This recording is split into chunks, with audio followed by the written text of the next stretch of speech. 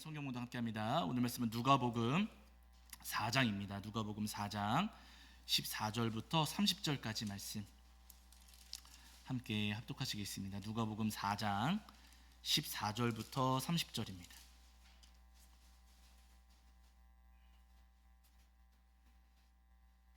누가복음 4장 14절부터 30절까지.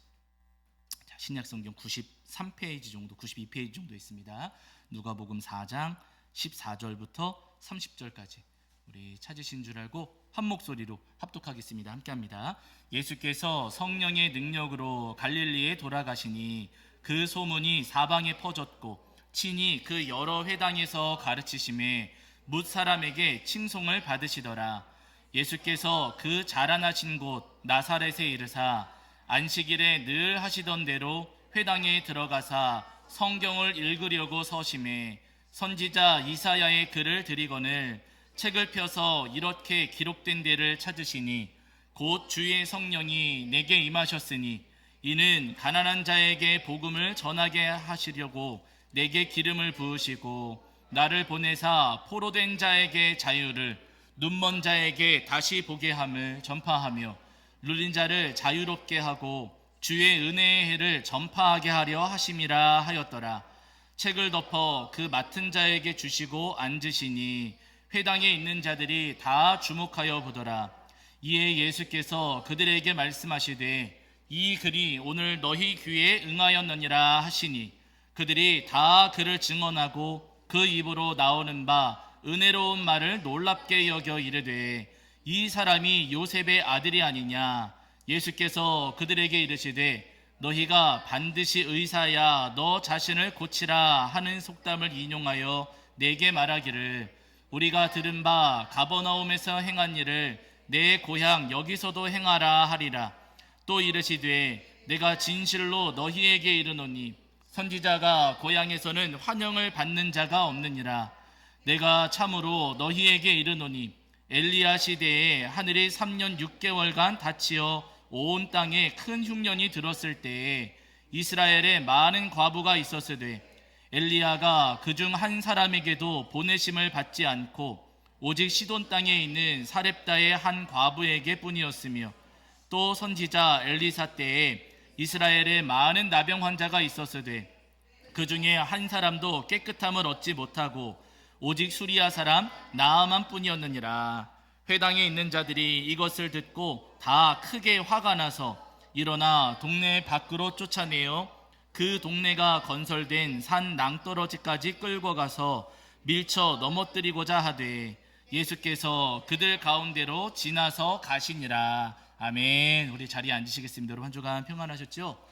네, 오늘도 우리 주님 앞에 나와 예배하는 저와 여러분 위에 우리 주님께서 주시는 은혜와 사랑이 가득하기를 간절히 소원합니다. 오늘은 누가복음 4장 14절부터 30절까지 이어지는 말씀을 통해서 우리에게 주시는 은혜를 나누려고 하는데요. 예수님께서 세례를 받으신 뒤에 광야로 가셔서 시험을 받으셨습니다. 그 사단의 시험을 이기신 뒤에 예수님께서 오늘 본문을 보시면 갈릴리로 이제 가시게 되거든요. 갈릴리로 가신 뒤에 안식일 날 어느 회당에 들어가셨어요. 그 당시에 회당은 이제 유대인들이 모여가지고 성경 말씀도 나누고 또 기도도 하고 성경 공부도 하고 또 그곳에서 예배도 하는 그런 장소였습니다. 안식일 날 예수님께서 그 회당에 들어가시니까 어떤 사람이 예수님께 성경을 읽어달라고 하면서 성경 말씀 두루마리를 건네드렸던 거예요. 예수님께서 그 말씀 두루마리를 건네받으셨는데 그날 예수님께서 펼쳐서 읽으셨던 성경 본문이 어디냐면요, 이사야였습니다. 그 말씀을 예수님께서 쭉 읽으셨는데 오늘 본문 누가복음 4장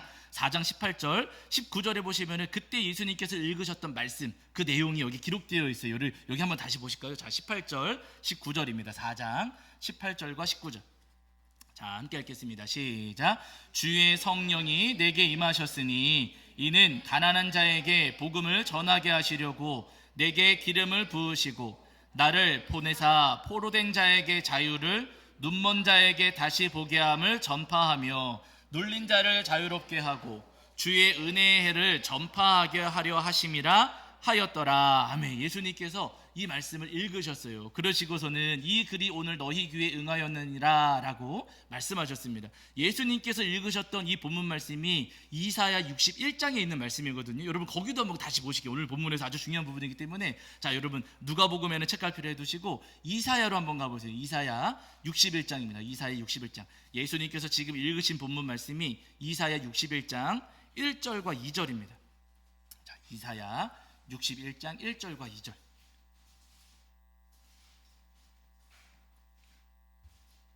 제가 가진 성경에서는 구약 성경 1042페이지 정도에 자, 이사야 61장 1절과 2절입니다. 이사야 61장 1절과 2절.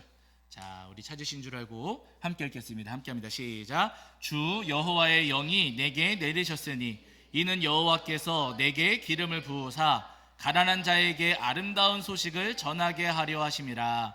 나를 보내사 마음이 상한 자를 고치며 포로된 자에게 자유를, 갇힌 자에게 노임을 선포하며 여호와의 은혜의 해와 우리 하나님의 보복의 날을 선포하여 모든 슬픈 자를 위로하되. 아멘. 예수님께서 그때 이 말씀을 읽으셨던 거예요. 우리가 이제 누가복음에서 읽을 때하고 이사야 말씀을 읽을 때하고 조금 표현이 다른 부분은 있지만 큰 맥락에서의 말씀의 내용은 같습니다. 그런데 여러분 말씀 읽으시면서 지금 누가복음 본문도 읽으셨고 이사야 본문도 읽으셨는데 이 말씀을 같이 읽으시면서 아마 숨은 그림 찾기 잘하시는 분들은 조금 뭔가 이상하다 하는 부분을 찾으셨을 거예요. 예수님께서 지금 누가복음에서 분명히 이사야 61장 1절 2절을 읽으셨거든요. 이사야 61장 1절 2절을 읽으시면서 예수님께서 굳이 읽지 않으신 부분이 한 구절이 있어요. 아, 요거 찾는 분 선물 드릴까? 아닙니다. 선물이 없어요. 준비된 선물이 없어서 드릴 수가 없고. 여러분 61장 1절 2절을 보시면은 누가복음 본문하고 비교했을 때 예수님께서 굳이 읽지 않으신 내용이 있어요. 여러분 거기가 어디냐면은 제가 알려드릴게요. 61장 2절에 보시면은 여호와의 은혜의 해와 우리 하나님의 무슨 날이요? 보복의 날을 선포하여 모든 슬픈 자를 위로하되 이렇게 말씀하셨어요. 그런데 여러분 예수님께서 여기서 보복의 날은 읽지를 않으셨어요. 예수님께서 이사야 61장 1절 2절을 읽어 내려가시면서 굳이 하나님의 보복의 날, 그 보복의 날이라고 하는 구절은 예수님께서 일부러 읽지를 않으셨습니다. 여러분 하나님께서, 우리 주님께서, 예수님께서 보복하시는 날, 그날은 심판의 날이거든요. 여러분 심판의 날은 언제 이루어지는 거예요? 심판은 언제 이루어지는 거예요? 마지막 때, 예수님께서 재림하실 때, 예수님께서 이 땅에 다시 찾아오시는 그 재림의 날에 우리 주님께서 심판하시고 징계하시는 거거든요. 그러나 여러분 누가복음 이 본문을 읽어 내려가실 때는 예수님께서 재림하신 거예요? 초림, 예수님께서 지금 막 오셔서 공생의 사역을 시작하시는 거예요? 초림이에요. 이때 누가복음 본문의 정황에서는 예수님의 초림의 때였습니다. 예수님께서는 초림 때에 심판하시고 징계하시는 것 아니라 재림의 때에 심판하시고 징계하시니 초림으로 오신 예수님께서는요 일부러 보복의 날 이 표현을 읽지를 않으셨어요.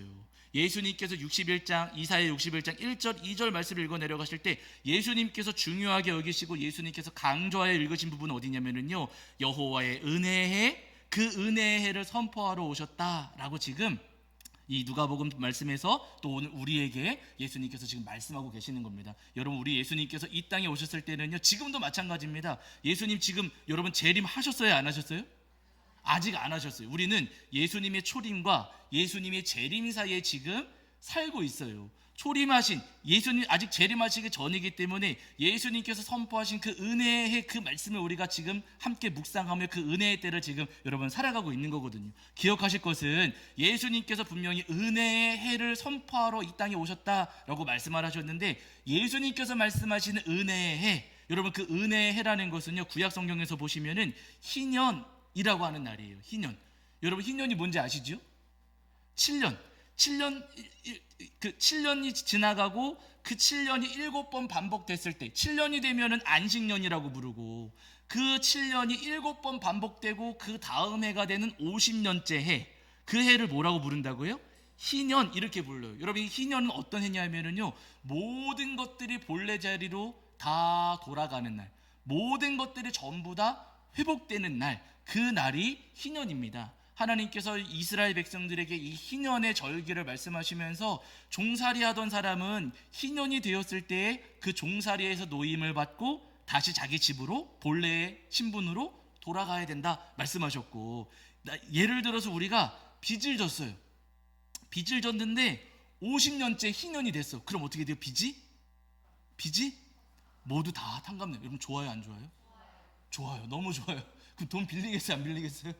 빌리고 일단 50년 버티고. 여러분 그러지 않겠어요? 여러분 이 50년째 되는 희년의 해는요, 우리가 빚졌던 거, 우리가 잃었던 거, 모든 것들이 다 제자리로 돌아오고 모든 것들이 다 회복되는 날입니다. 하나님께서 그 희년의 절기를 정하셨어요. 그리고 예수님께서 이 땅에 오셨을 때 우리 예수님께서는 그 은혜의 해 희년을 선포하기 위해 이 땅에 오셨다라고 예수님께서 말씀하시는 거예요. 여러분 예수님은 우리를 징계하시고 심판하러 오신 주님이 아니시라 우리에게 희년을 주시고 우리를 건지시고 우리를 치유하시고 우리를 회복시키시려고 이 땅에 오신 주님이시라는 말씀입니다. 그래서 오늘 본문에서도 여러분 예수님께서 그 이사야 말씀을 읽으시면서 여러분 거기 누가복음 4장에서 말씀하시기를 포로된 자에게 자유를, 눈먼 자에게 다시 보게 함을, 눌린 자를 자유롭게 하고, 예수님 이렇게 말씀하셨거든요. 여러분 우리 예수님은요 이 땅에 오셨을 때 포로된 사람들에게 자유를 주시려고 이 땅에 찾아오셨어요. 여러분 우리 모두 지금 포로입니까 아닙니까? 누구의 포로예요? 그렇죠. 여러분 우리가 죄의 포로가 되어서 살아갈 때가 있어요. 나는 아닌 것 같지만 물론 우리는 예수님을 믿는 믿음으로 그 모든 사단의 권세를 다 이기고 분명히 승리한 것 맞지만, 나도 모르는 사이 여러분 우리가 그 죄의 습관 다 끊어냅니까? 못 끊어냅니까? 못 끊어내요. 내가 그 죄의 습관을 끊어내지 못하고 나도 모르는 사이에 그 죄의 포로가 되어가지고 질질질 끌려다닐 때가 있거든요. 기억하실 것은 그 죄의 사슬을 누가 끊어주신다고요? 예수님께서 끊어주신다는 거예요. 나는 끊지 못하고 나는 풀어내지 못하지만은요, 예수님께서는 그 죄의 사슬을 풀어주시고 끊으셔서 우리에게 자유를 주시러 이 땅에 오신 주님이시다 우리에게 말씀하십니다. 동시에 여러분 우리 주님은요 눈먼 자를 다시 보게 하신다 말씀하세요. 여러분 우리는 눈을 떴습니까? 감았습니까? 우리는 눈을 뜨고 있어요. 그런 눈은 뜨고 있지만 눈앞이 캄캄해요. 맑아요? 이 땅을 살아가시는 동안에 눈앞이 캄캄해요. 행복해요? 캄캄할 때가 있어요. 눈은 뜨고 있지만 우리 삶이 캄캄하고 아주 깊은 터널을 지나가는 것 같을 때가 분명히 있습니다. 눈은 뜨고 있지만 눈 감은 채 살아가고 있는 안타까운 삶이라는 거예요. 그러나 기억하실 것은 그렇게 어두운 터널을 지나가고 깊은 흑암 가운데 있는 우리지만 우리 삶의 눈을 뜨게 하시고 우리의 눈을 밝게 해주시고 우리 삶에 빛을 주시는 분이 누구시라고요? 예수님이시라는 거예요. 이 땅을 살아가는 동안 나는 내 삶에 빛을 비출 수가 없습니다. 그러나 우리 주님께서는 우리 삶에 빛을 비추시고 우리를 인도해 주신다 분명히 말씀하세요. 그리고 분명히 오늘 본문에서 누가복음 본문에서 우리 주님 말씀하시기를 눌린 자를 자유롭게 하신다 말씀하세요. 우리 삶에 여러분 우리를 짓누르는 삶의 짐들, 삶의 근심들이 있습니까? 없습니까? 있어요. 우리 마음을 힘들게 하고 우리를 지치게 하는 많은 삶의 짐들이 있습니다. 그 짐을 풀어주시는 분이 누구시라고요? 예수님이시라는 거예요.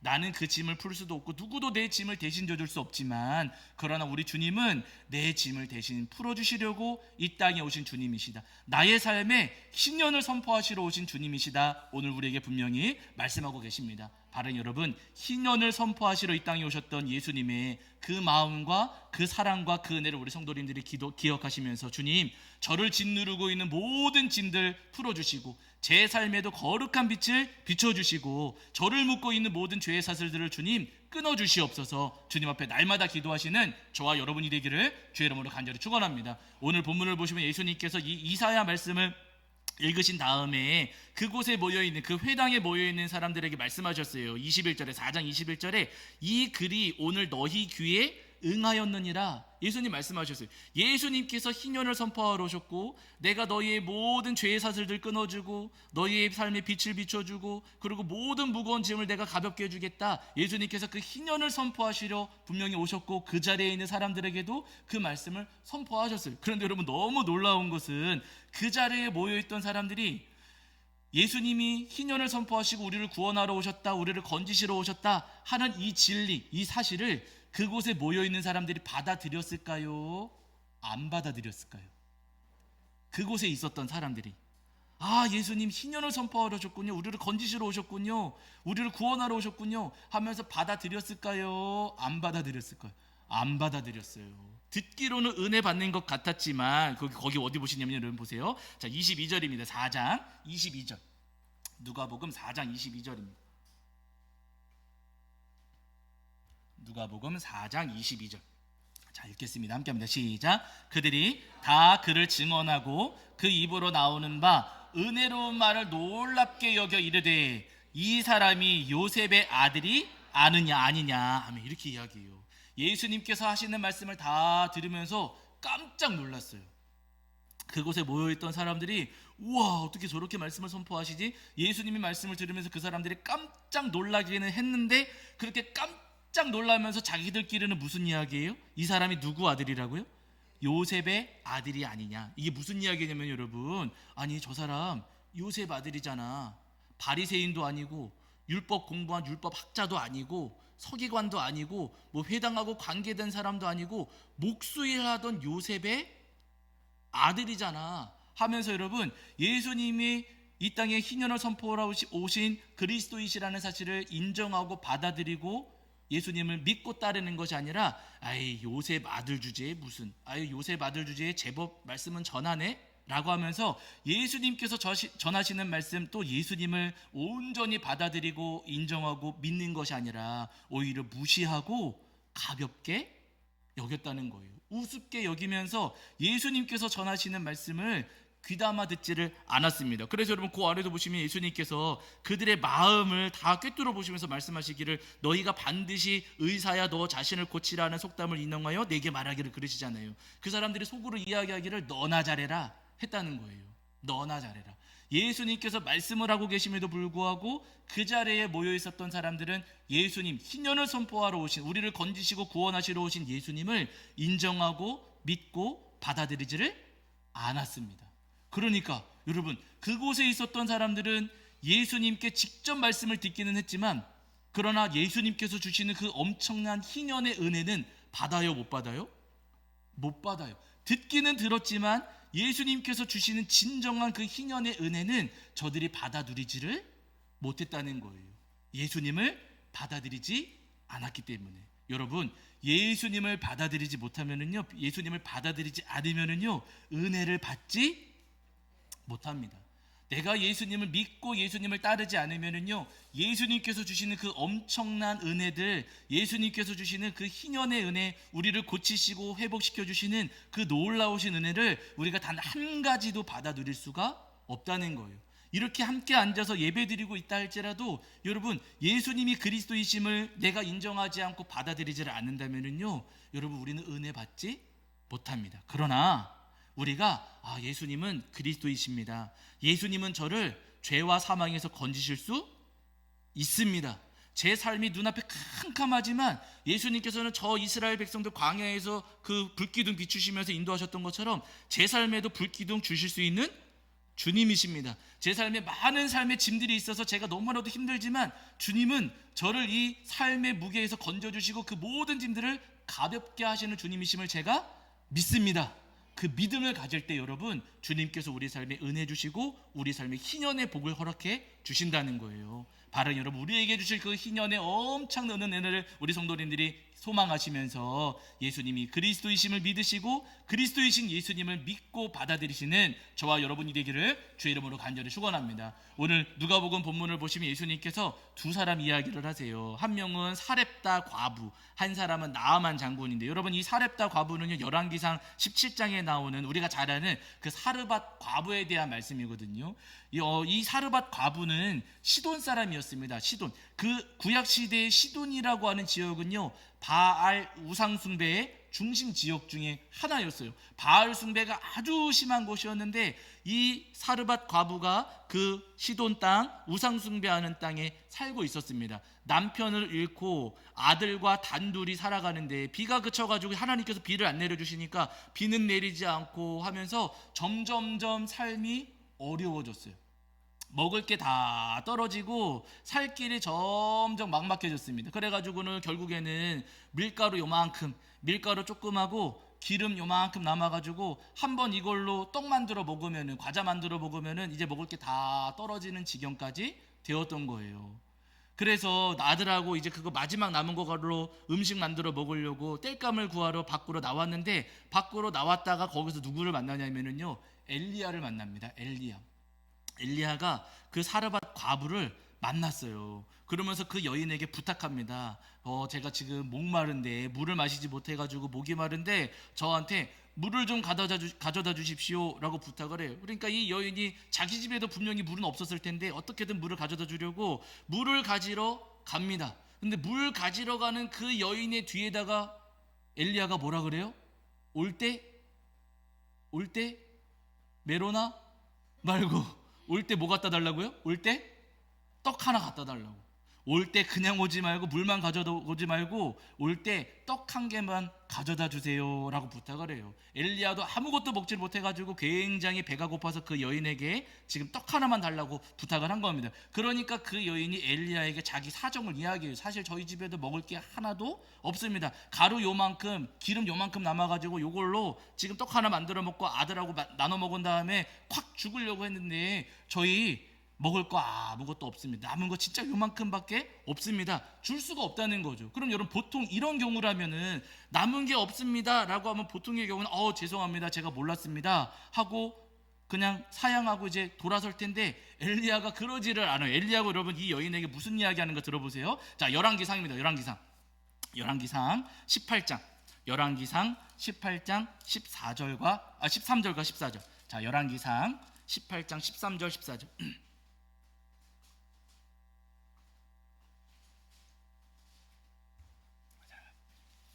구약성경 547페이지 혹은 546페이지 정도의, 자, 열왕기상 18장 13, 14절입니다. 18장,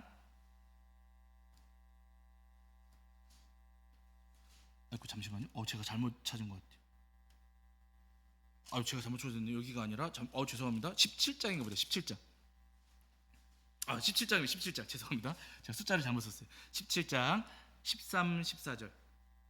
그쵸? 네, 13, 14절. 17장 13, 14절 읽겠습니다. 함께합니다. 시작. 엘리야가 그에게 이르되 두려워하지 말고 가서 내 말대로 하려니와 먼저 그것으로 나를 위하여 작은 떡 한 개를 만들어 내게로 가져오고 그 후에 너와 내 아들을 위하여 만들라. 이스라엘의 하나님 여호와의 말씀이 나 여호와가 비를 지면에 내리는 날까지 그 통에 가루가 떨어지지 아니하고 그 병에 기름이 없어지지 아니하리라 하셨느니라. 아멘.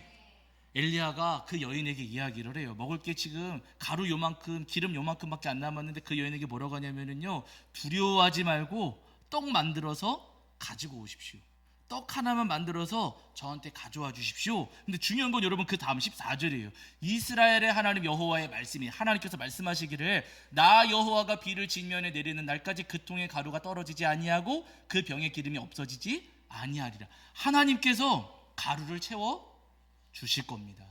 하나님께서 기름을 부어 주실 겁니다.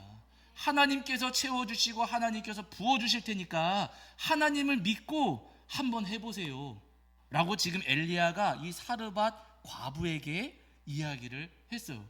우리 성도님들이시라면 떡 만들어 오시겠습니까? 만들어 올게요 하고 안 오시겠습니까? 예? 조금만 기다려보세요. 저 같으면 어떻게 할까요? 조금만 기다려보세요 하고 진짜로 올까요? 저는 안 올까요? 정답이세요. 조금만 기다려보세요. 그러고 간 다음에 저 같은 사람은 믿음이 없어가지고 저 같은 사람은 안 왔을 거예요. 올게요 하고 안 왔을 텐데, 여러분 이 여인은요, 알겠습니다 하고 가서 남은 그 가루 그거 탈탈 털고 남아있던 그 기름 탈탈 털어가지고 떡 하나 만들어서 엘리야에게 가져다 줬어요. 그랬더니 여러분 어떻게 하셨다고요? 여러분 그 아래 이어지는 말씀 보시면은요, 자 보세요. 자 15절 16절입니다. 자 그 아래 이어지는 열왕기상 17장 15, 16절 시작. 그가 가서 엘리야의 말대로 하였더니 그와 엘리야와 그의 식구가 여러 달 먹었으나 여호와께서 엘리야를 통하여 하신 말씀같이 통의 가루가 떨어지지 아니하고 병의 기름이 없어지지 아니하니라. 아멘. 여러분, 이 여인이 하나님을 믿고 하나님을 신뢰하는 그 믿음으로 했더니, 하나님께서 이루실 것을 믿고 했더니 그 밀가루가 떨어져야 안 떨어져요? 안 떨어지더라는, 기름이 떨어져야 안 떨어져요? 안 떨어지더라는 거예요. 하나님께서 부어주시고 하나님께서 채워주셨습니다. 여러분, 우리도 다 마찬가지입니다. 믿어지지 않아요. 정말일까? 진짜일까? 사실 잘 믿어지지 않습니다. 그러나 여러분, 우리가 주님을 믿는 그 믿음으로 한 걸음씩 한 걸음씩 우리 주님을, 우리가 그리스도로 주님으로 모시고 우리가 살아가면은요, 주님께서 우리 삶을 채워주시고 우리 삶에도 은혜를 부어 주신다는 거예요. 여러분, 우리 모르겠어요. 저만 그런지 모르겠지만 여러분, 우리 삶도 가득 채워져 있습니까? 텅텅 비어 있습니까? 네? 우리 삶이 가득 차 있어요? 텅텅 비어 있어요? 텅텅 비어 있어요. 그래서 통장이 아니고 뭐라 그래요? 통장이 아니라 텅장이래요. 텅장. 제 통장입니다. 여러분, 없어요. 뭐 들어있는 게 없습니다. 우리 통장도 통장이 비어 있어가지고 그냥 월급 사람이 들어오는 것 같으면 쑥쑥 빠져나가고, 들어오는 것 같으면 쑥쑥 빠져. 무슨 민생지원금 나왔다고 해서 좋아했는데 남아 있어요, 안 남아 있어요? 이제는 어디서 하나 하니까 쑥 다 빠져나가고 남은 게 없어요. 우리 삶도 갈급하고 텅텅 비어 있습니다. 그러나 여러분, 우리 삶을 누구에게 맡겨드리면은요, 주님께 맡겨드리고, 주님은 저를 구원하실 수 있음을 믿습니다. 주님은 제 삶을 채워주실 수 있음을 제가 믿습니다. 주님께서 저의 삶에 은혜 부어주실 것을 저는 믿습니다. 여러분, 그 믿음으로 살아가면은요, 주님께서 부어주시고 채워주신다는 거예요. 여러분, 오해하지 마세요. 목사한테 떡 가져다 주면 채워줍니다. 그게 아니에요. 저한테 떡 가져다 주실 필요 없어요. 안 갖다 주지 마세요. 하나님께서 하시는 말씀은요, 하나님을 믿고 살라는 거예요. 우상 숭배하는 땅에서 이 시돈의 여인이, 사르밧 과부가 하나님을 믿었을 때 하나님께서는 그 땅에 살아가는, 그 한복판에 살아가는 여인의 삶을 책임져 주시고 채워주셨습니다. 이 어두운 세상을 살아가고 있지만 우리가 하나님을 믿는 그 믿음으로 살아가면은요, 주님 분명히 우리 삶을 채워주세요. 여러분, 우리 교회 보세요. 제가 자주 말씀드렸잖아요. 처음에 우리 교회 개척했을 때 여러분, 우리 교회 가득 찼을까요? 텅텅 비었을까요? 텅텅 비었습니다. 우리 성도님들 의자에 앉아 계시지만은요, 의자에 사람은 앉지 않고 먼지만 앉아 있어요. 먼지만. 그래서 이렇게 쓱 하면 먼지 나오고, 아무도 앉지 않는 의자, 여러분 1년 내내 거의 누구 앉은 적도 없어요. 이렇게 하면은 이제 먼지만 앉아 있었어요. 사람은 찾아오지도 않고, 가끔 길고양이가 왔다가 깜짝 놀라서 나가고 막 그랬습니다. 그런데 여러분, 우리 교회를 누가 채워주세요? 하나님께서 채워주세요. 오히려 우리 교회 통장이 가득 차 있었을까요? 텅텅 비어 있었을까요? 텅텅 비어 있었어요.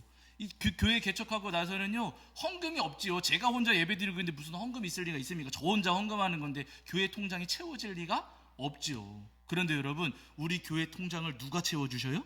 하나님께서 채워주세요. 교회 이사하고 나서 여러분, 왜 걱정이 없겠습니까? 이자 감당하고 원리금 감당하면서 참 고민이 될 때도 많고 근심될 때도 많거든요. 너무 신기한 것은요, 여러분, 하나님께서 그때마다 채워주세요.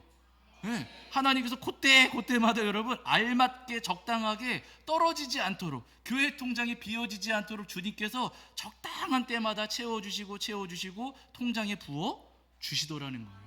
여러분, 우리 모두가 다 마찬가지예요. 목사님이나 그렇죠, 교회니까 그렇죠, 아니에요. 여러분, 우리 모두의 삶이 다 마찬가지입니다. 우리 주님이 그리스도이심을 믿고 주님께서 저에게 희년을 선포하심을 제가 믿습니다. 주님께서 저의 삶에 희년을 주시는 주님이심을 믿습니다. 우리가 그 믿음으로 살아갈 때 주님께서 우리 삶을 채워주시고 우리 삶의 은혜를 부어 주시는 거예요. 나아만 말씀드리죠. 여기까지만 할게요. 지금 좀 시간 같지만 여러분, 주 예수님께서 나아만 장군 이야기도 하셨거든요. 여러분, 이 나아만 장군은 이스라엘 사람이 아니라 아람의 장군입니다. 전쟁터를 누비면서 전쟁을 치렀던 장군이에요. 근데 이 사람한테 나병이 생겼어요.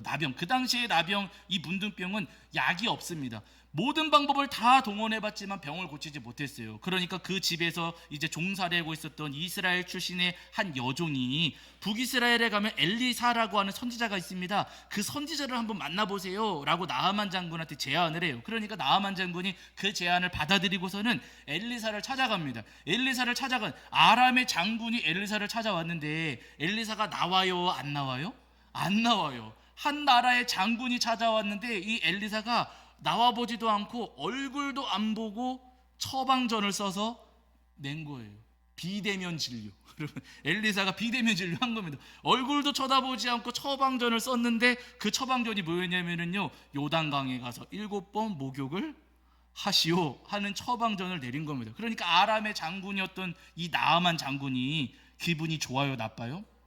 기분이 나빠요. 아니, 와서 좀 쳐다보기도 하고 만져보기도 하고 어떠세요 물어보기도 하고 해야 될 텐데, 그런 것도 아니고 얼굴도 안 본 채 그냥 요단강 가서 7번, 아니 무슨 약 발라주는 것도 아니고 먹어라 하는 것도 아니고 강에 가서 7번 목욕해라. 나아만 장군이 화가 이만큼 났습니다. 그래서 그냥 화가 나서 돌아가려고 하는데 종들이 붙잡는 거예요. 여기까지 왔는데 왜 그냥 가십니까? 그냥 속는 셈 치고 한번 해보시지요. 이 나아만 장군이 돌아가려다가 그래 한번 해보자 하고서는 그 말을 듣고 그 말대로, 엘리사가 전한 말대로, 그 처방대로 요단강에 가서 7번 목욕을 했습니다. 그랬더니 여러분 어떤 일이 일어나는가? 자, 열왕기하 조금만 뒤로 가셔서 열왕기하 5장입니다. 열왕기하 5장 14절. 열왕기하 5장 14절입니다.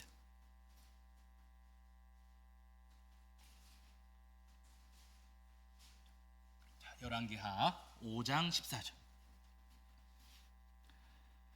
자, 열왕기하 5장 14절. 자, 찾으신 줄 알고 읽겠습니다. 함께합니다. 시작. 나아만이 이에 내려가서 하나님의 사람의 말대로 요단강에 7번 몸을 잠그니 그의 살이 어린아이의 살같이 회복되어 깨끗하게 되었더라. 아멘. 이 나아만 장군이 하나님께서 하신 말씀, 엘리사를 통해서 하신 말씀을 믿고 가서, 처음에는 의심했지만, 처음엔 믿지 않았지만 그래 한번 해보자 하고 가서 믿고 가서 요단강에 가서 7번 목욕을 했더니, 그랬더니 여러분 그의 살이 어린아이의 살같이 회복되어 어떻게 됐다고요?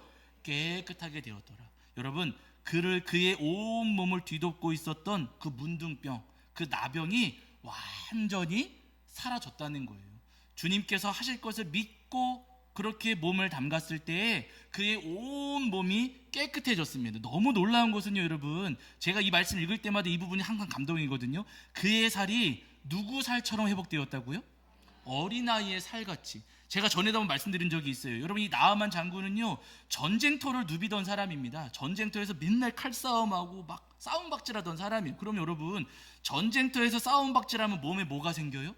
상처가 생기고 흉터도 생기겠잖아요. 온몸이 만신창이었을 것이고 곳곳에 상처와 흉터가 가득했을 겁니다. 그런데 여러분, 요단강에 가서 7번 목욕하고 나왔더니 살이 어떻게 됐다고요? 어린아이의 살같이 회복되어 깨끗하게 돼요. 여러분, 우리 피부가 어린아이처럼 된다.